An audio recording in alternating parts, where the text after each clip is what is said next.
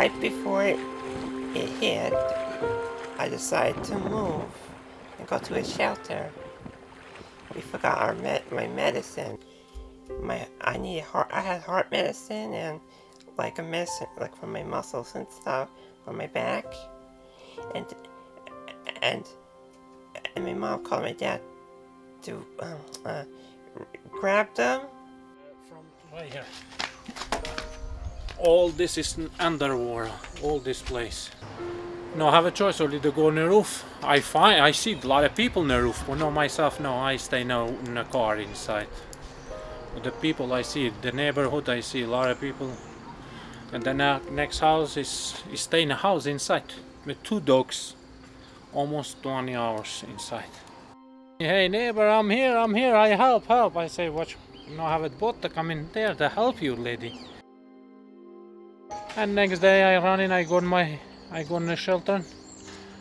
I find my family. Was your house like this too? Oh no, mine is my danger, my bad. This one is the best.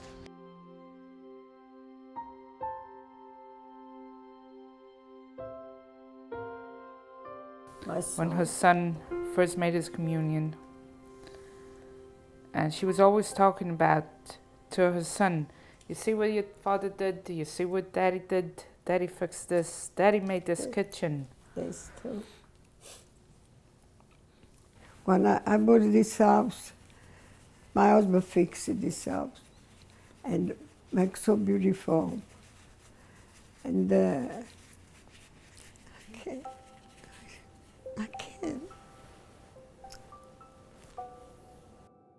As we got to Highland Boulevard, close to our house by Midland Avenue, we saw scuba divers, the fire truck, and it was like a scene out of a movie. We were like, what's going on here?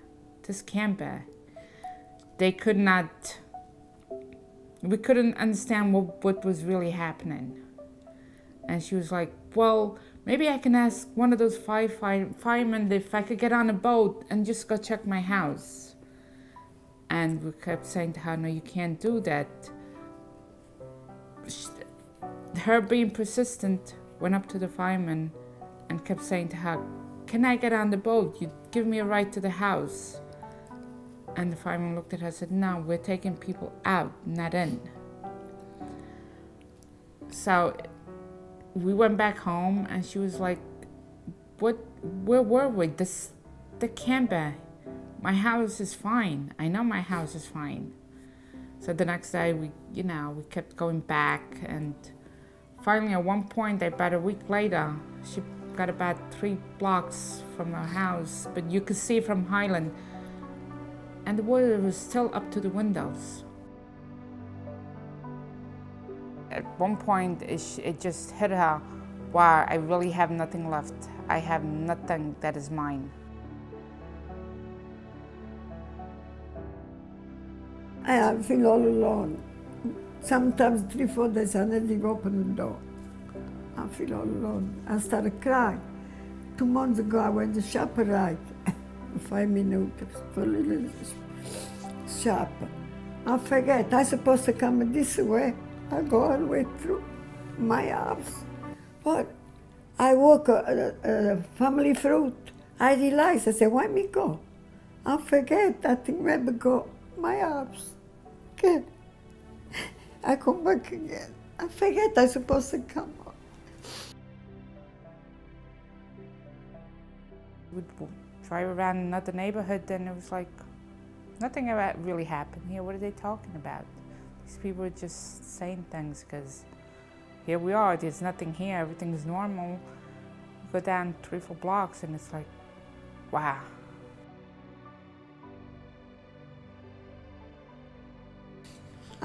I miss my house so much.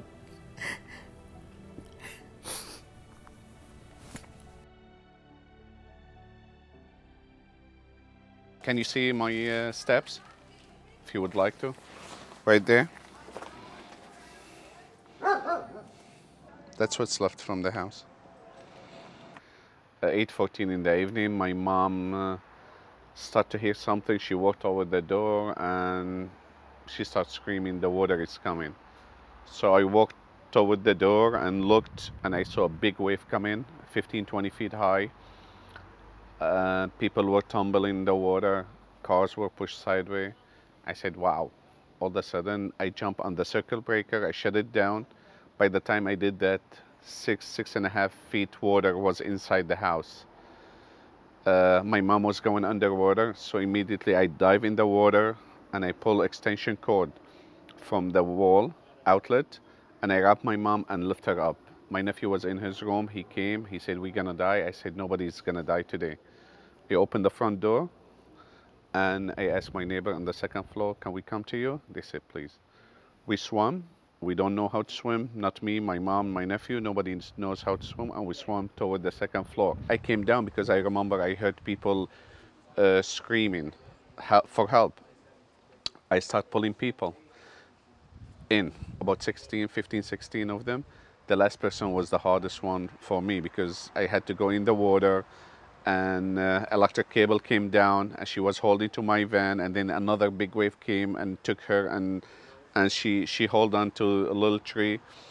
Again, I throw a cable. Again, that time, I think God was with me, and his hand he was in charge of everything. So I pulled her from the water, and we went to the second floor. The sky was open. I could see heaven that night. I could see it.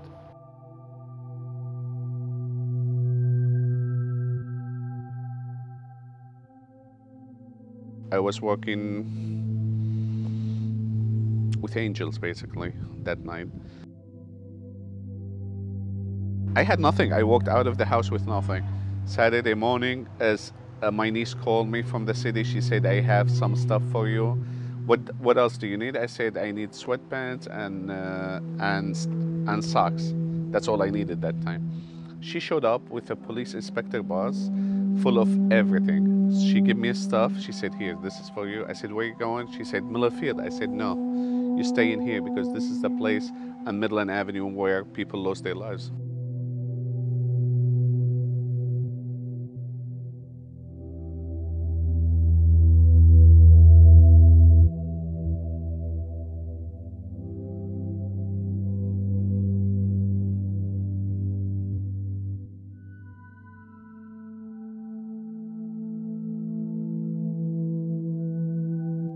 We opened 2 tables and we started giving the stuff to our neighborhood, our community.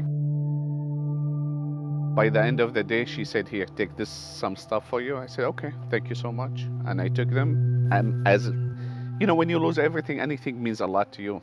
You know, you became greedy too. So I took it. I said, maybe I need it. Okay. 5:30 in the morning, all night, something was inside of me. Go give it away to the people. You don't need it. That's what's inside of me. And that was God speaking to me. You don't need the stuff, go give it away. And that's the message, you know, he's telling me, you know, what to do. What's my mission in life. Anyway, 5:30, I came this in the morning. I opened the table. I started giving the stuff away. People start driving from everywhere, from Washington, Pennsylvania, all different states. Are you the recovery center? I kept answering them, no, I'm not.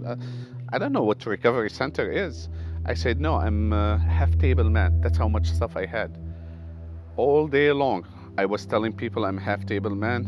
By the end of the day, not realizing I had hundreds of volunteers showed up that day. One of the volunteers told me, Ayman, you're not a half-table. You are 23 tables that day. This is almost a year later. I'm still doing this.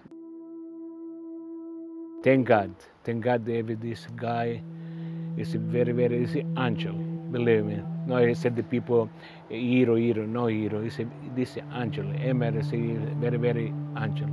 Because help everybody. You stay in this neighborhood, no, you okay, no worry. For, believe me, my home, walk home. Now with this story, everybody, Giuseppe, hey. After the Hurricane Sandy happened, couldn't receive any help from FEMA because I didn't have a social security number and I was undocumented. I love helping out and seeing people come. receiving the help. There's a lot of people that haven't get nothing out of receiving help. They're still sleeping on the streets, eating on the streets, and they still haven't have a place. Their house still not been rebuilt, or they don't have a place to stay and sleep.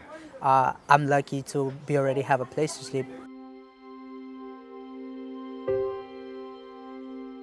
We was thrown out like 4 days, everything.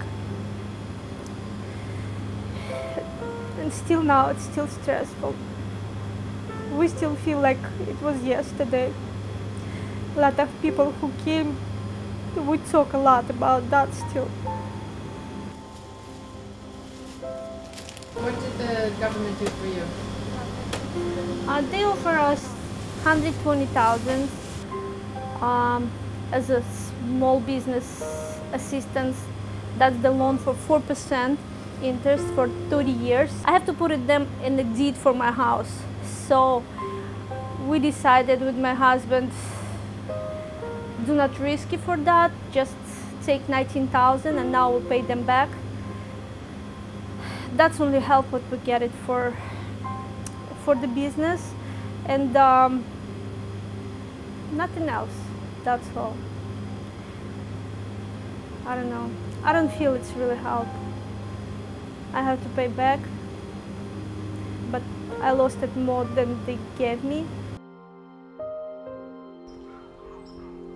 So, but as long as I got electricity, as long as I got heat and gas and water, so I'm alive. When I retire, my daughter's next door, so I bought this house. I fixed it brand new.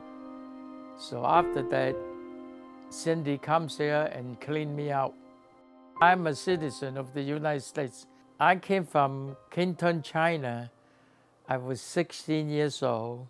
I am a veteran. I'm very lucky to be in this country, but whoever or what country they came from, please help them all. We are all together. We all have the same problem. Even when I was closed, most of them have my phone number. They call me and they ask, can you do stuffed cabbages and deliver it to us? I said, no, I don't have light in my house also because my house was flooded to first floor. But we survived. We're strong people. We're from Russia. We know it's even worse situation. Cindy come in here and walked me out. So I was hopeless, but after, you know, when you people from Detroit, people from all over the country help me a lot. So I thank you for the people who helps me. So God bless them all. This is steps to the future, steps for my community to be strong, not to give up, you know. When hurricane happened, we became stronger than the hurricane itself. God will help me to build my house. No, ni para acá, güey. ¿Se qué van a salir?